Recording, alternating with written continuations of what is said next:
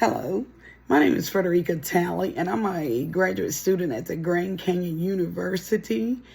And this video is for my EDS 540 assignment this week 1, which is talking about eligibility in special education.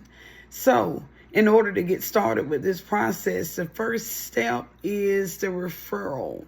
So once a referral is made for special education, the school has 15 days to set up an IEP meeting to discuss the referral and what evaluations that will be needed to take place.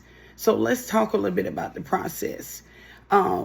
So the student is referred for a formal evaluation, usually by the school personnel or by his or her parents.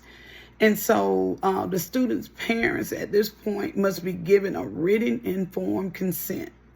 That is, to clarify that they understand that they are allowing their child to be evaluated to determine whether he or she has a disability that affects their educational performance. And so when we're talking about now taking it to the evaluation, the timeline looks like that the evaluation must be conducted within 60 days of receiving the parental consent or within whatever your state established timelines. So when we're looking at this, we're talking about the initial guidelines.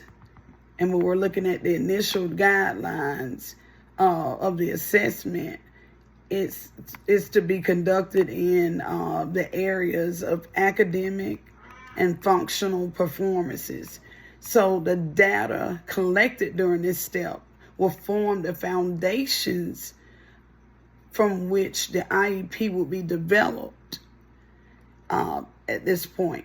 So the next step would be the eligibility determination. So at this point, the evaluation results are reviewed with the eye towards answering a pair of key questions. So we need to look at two things. One, does the student have a disability?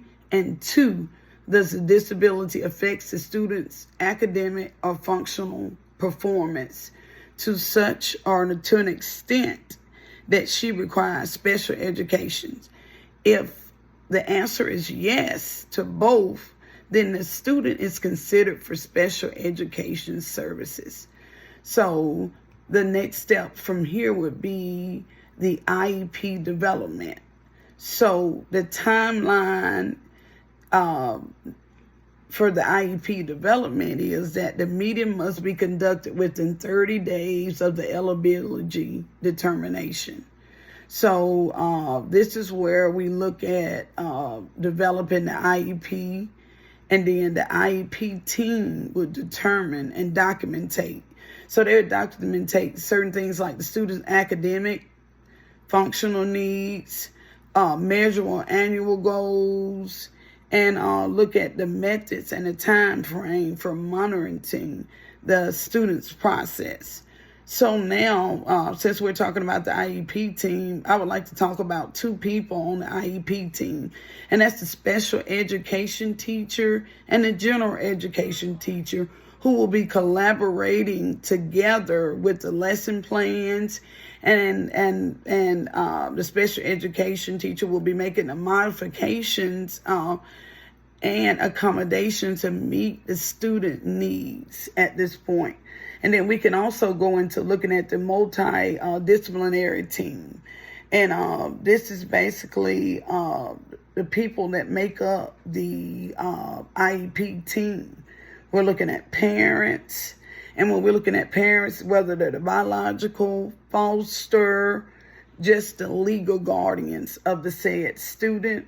We're looking at the general educator, education teachers, as I stated earlier, and then the special education teacher. And then we're looking at representatives of the school district, and then even other professionals like the school psychologists or related service providers with this.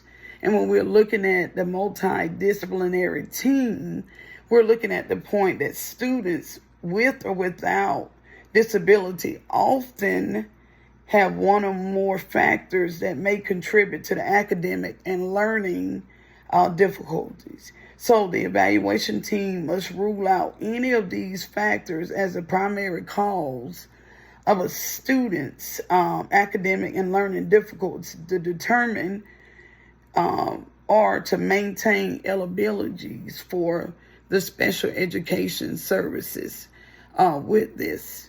So the next area that we'll be looking at is looking at areas of the assessments that we use.